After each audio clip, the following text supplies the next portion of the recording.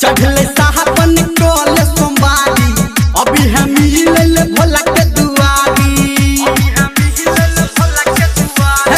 चढ़ले साहबन कोल सोमवारी अभी हम ले भोला के दुआरी हम करबो तोहर छोरी बेट गे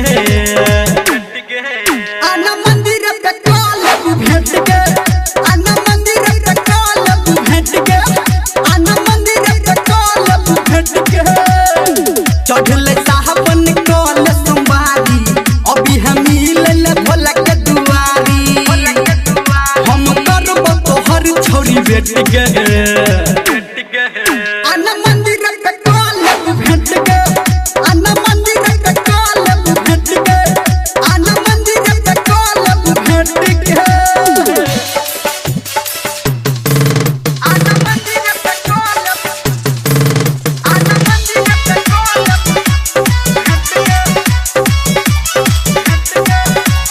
DJ Sumit Satish, DJ Sumit Satish, DJ Sumit Satish,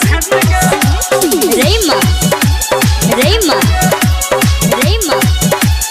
Rema, हम कहाँ पर लहका के पई तू कहाँ पर लबी है के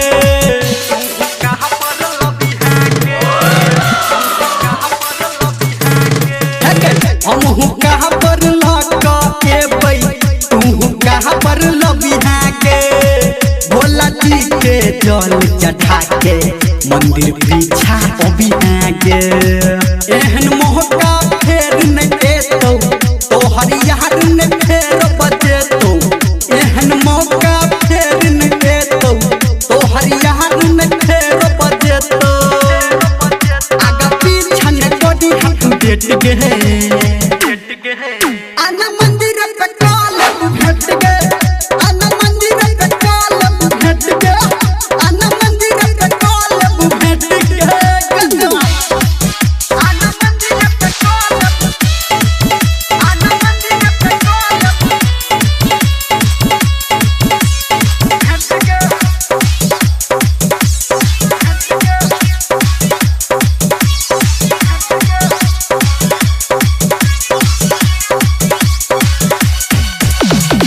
हम दीवाना तोहर दियो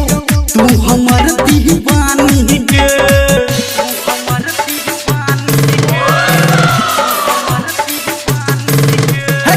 हम दीवाना तोहर दियो तू हमर दीवानी गे आई बेर पार लगे तो गोरकी अपन भोला दानी गे कर तो फोन जब धर्मेंद्र संजय गौतम के अंदर कर तो फोन जब धर्मेंद्र संजय गौतम के अंदर तब कभी हन जाता तू लेट गे